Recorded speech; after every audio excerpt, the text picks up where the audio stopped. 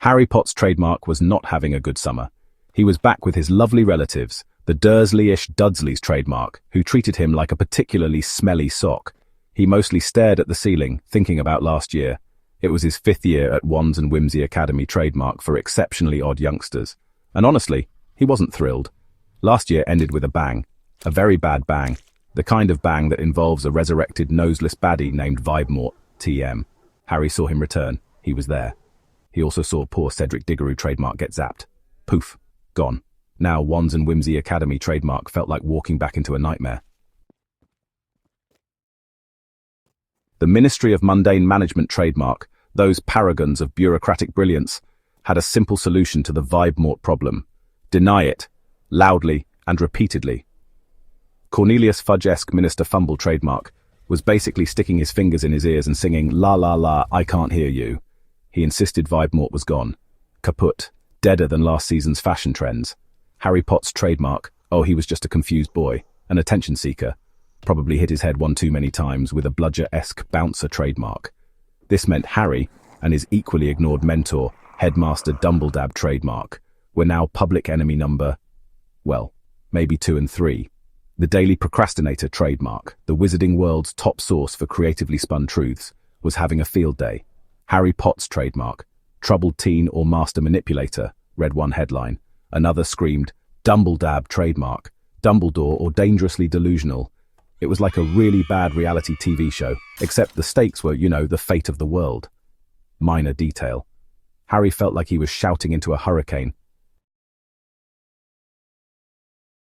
Just when Harry thought things couldn't get worse, Professor Umbitch trademark arrived. She was the ministry's new appointment at Wands and Whimsy trademark. Her official title was High Inquisitor of Making Everyone Miserable trademark, or something like that. She was short, she was toad-like, and she loved pink. Everything was pink. Her clothes, her office, probably even her internal organs. It was an assault on the eyes. A fluffy, frilly pastel nightmare. She also had a collection of kitten plates. Meowing kitten plates, creepy. Professor Umbitch trademark had a smile that didn't quite reach her eyes. It was more of a, I'm secretly plotting your doom kind of smile. She spoke in a high-pitched, sugary sweet voice that made Harry's teeth ache. And she had rules. So many rules.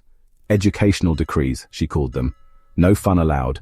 No magic that might actually be useful. Students must breathe only approved air.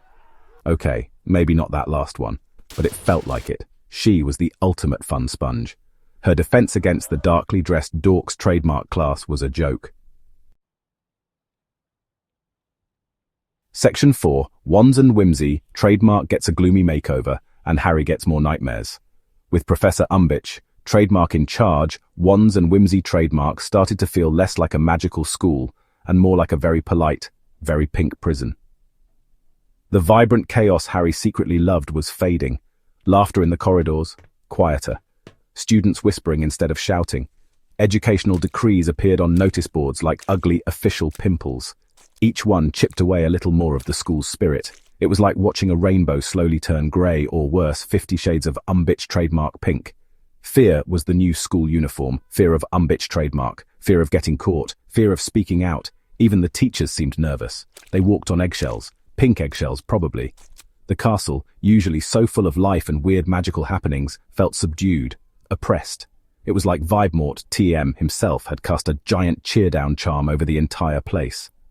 Harry missed the old Wands and Whimsy trademark, the one where the biggest danger was a misfired spell turning your eyebrows blue.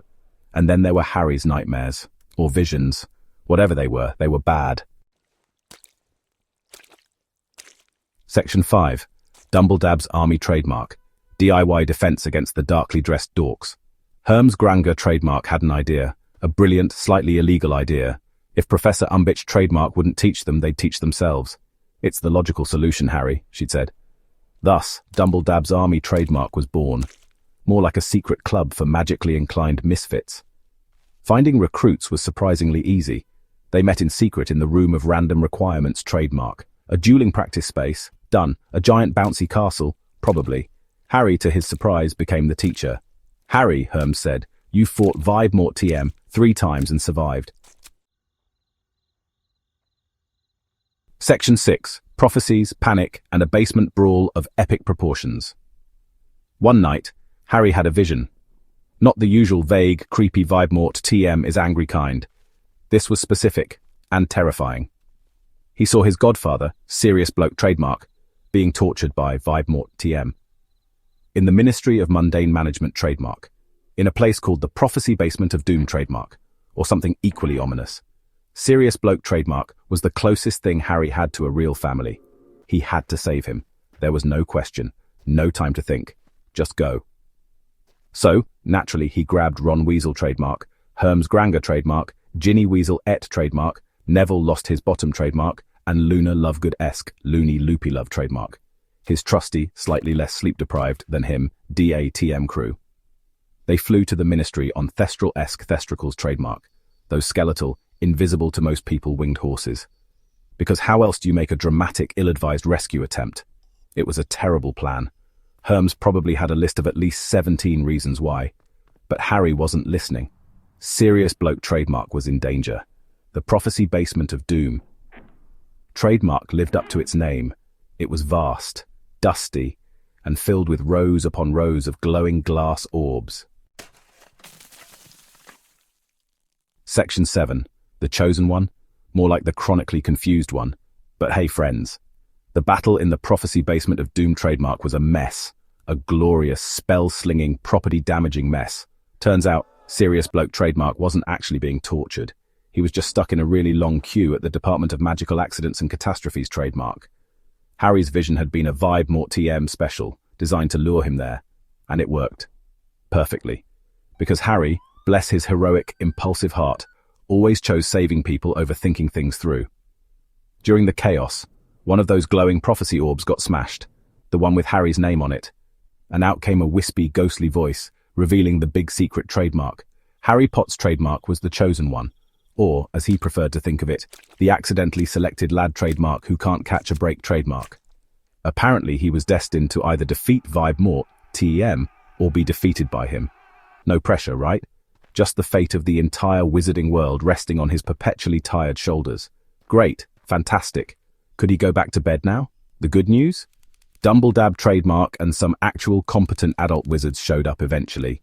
Late as usual, but they showed up. Vibemort TM himself even made a brief appearance, just to prove to Minister Fumble trademark that he was in fact not dead. So the ministry finally had to admit Harri wasn't crazy. Vindication. The bad news, Serious Bloke trademark got into a spot of bother during the fight and, well, disappeared through a mysterious, fluttery veil. It was a bittersweet victory. More bitter than sweet if Harri was honest.